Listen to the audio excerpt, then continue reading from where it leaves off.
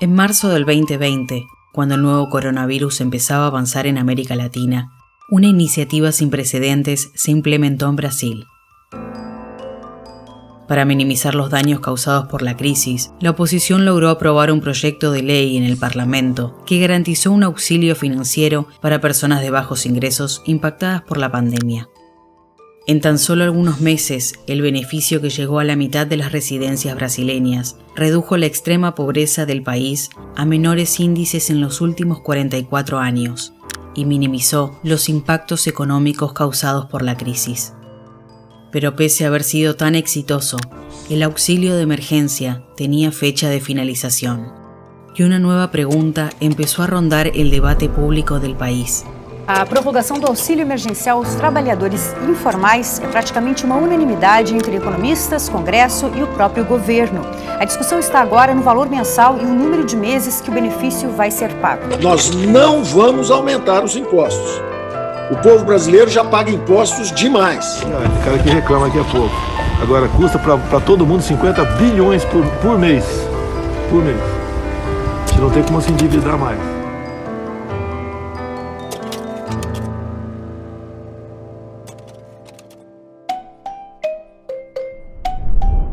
El auxilio de emergencia brasileño ofreció una pequeña demostración del impacto que tienen las políticas sociales en la mejora de la vida de la población. Brasil, sin embargo, no fue el único que elevó su gasto social durante la pandemia. Iniciativas como esa se repitieron en toda América Latina, poniendo en jaque los discursos que pregonaban la disminución del Estado como solución de las carencias sociales. Pero la continuidad de programas de ese tipo viene siendo blanco de contestaciones. Y el principal argumento, usted lo debe conocer: la falta de dinero. Durante los últimos meses, la Internacional de Servicios Públicos apuntó a una serie de problemas enfrentados por países latinoamericanos en el combate a la pandemia. 30 años de neoliberalismo contribuyeron para el desfinanciamiento de servicios públicos, pero pese al desmantelamiento sufrido, existen maneras de recuperar la capacidad de los países de proveer servicios públicos universales, fortalecer programas de transferencias de ingresos y generar empleos para la población. ¿Cómo hacerlo entonces? Durante la Gran Depresión del 29 y la Segunda Posguerra, una de las principales estrategias de recuperación de los estados fue el aumento de los impuestos sobre el 1% más rico. Inglaterra y Estados Unidos, por ejemplo, llegaron a gravar la punta de la pirámide en más del 90% de su ingreso. Pero ese tipo de reforma nunca llegó a América Latina. La presión ejercida por las élites mantuvo una carga tributaria del continente relativamente baja, sobre todo en comparación con los países ricos y con redes de protección social más robustas. Si bien el aumento de los tributos sería la primera medida para financiar mejores servicios públicos, eso no significa necesariamente aumentar los impuestos a toda la población. Es posible recaudar más dinero disminuyendo la tributación de los más pobres y aumentando los impuestos de quienes ya gastan mucho. En Suecia, por ejemplo, el 10% más rico paga más del 30% de sus ingresos en impuestos. En cambio, en buena parte de América Latina, esa alícuota no llega ni siquiera al 5%. Existen distintos tipos de mecanismos para cambiar ese escenario. El aumento de los impuestos sobre grandes propiedades, la tributación de herencias e incluso la creación de impuestos sobre ganancias y dividendos, que créanlo o no, están exentos de tributación en países como Brasil.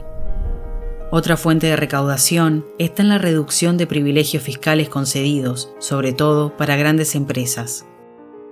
Este tipo de beneficio puede asumir varios contornos: exenciones tributarias para algunos sectores de la economía, líneas de créditos y postergación de deudas para otros, y hasta deducciones y restituciones en impuestos sobre la renta. En países como Colombia, esos privilegios equivalen a más del 8% de toda la riqueza producida en el país. El sector minero es probablemente el que mejor expresa esa discrepancia. Entre 2005 y 2010, por ejemplo, de cada $100 pagados por empresas mineras al gobierno colombiano, cerca de 200 terminaron volviendo a las compañías en forma de exenciones. En otras palabras, el Estado les paga a las empresas para que extraigan sus recursos naturales y no lo inverso. Un escenario que se repite en otros países de la región. Por último, otra importante fuente de recursos podría venir del combate de las maniobras fiscales. Ese tipo de artificio puede asumir dos formas. La evasión, práctica ilegal que normalmente implica la fuga de capitales hacia guaridas fiscales, y la elusión, que se concreta a partir de brechas en la legislación para que las empresas puedan escapar a los impuestos. Esas prácticas tienen un costo anual estimado de más de $500.000 millones en América Latina. Para tener una referencia de valores, ese monto es superior a la suma de los PBI de Uruguay, Ecuador y Chile juntos, y supera economías europeas como Portugal, Finlandia y Noruega.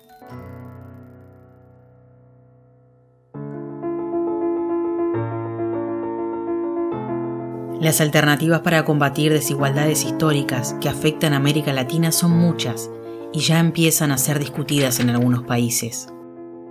El aumento de los tributos sobre la renta, el patrimonio y la herencia de los más ricos, el combate a la evasión y la revisión de beneficios fiscales podrían usarse para fortalecer políticas sociales, brindar mejoras en los servicios públicos e incluso rescatar pequeñas y medianas empresas afectadas por la pandemia. Pero cambios como esos dependen de fuertes presiones políticas y sociales. Sin ello, la tendencia será la mantención de las discrepancias vistas en las últimas décadas. Un estado mínimo para los más pobres y enorme para las grandes empresas.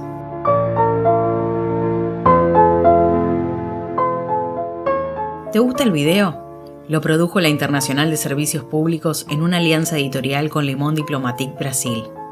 La producción se ha basado en un estudio publicado por la ISP sobre el impacto de las políticas neoliberales en el combate de la pandemia COVID-19. Para saber más sobre el asunto, acceda al texto. El enlace está disponible en la descripción de este video.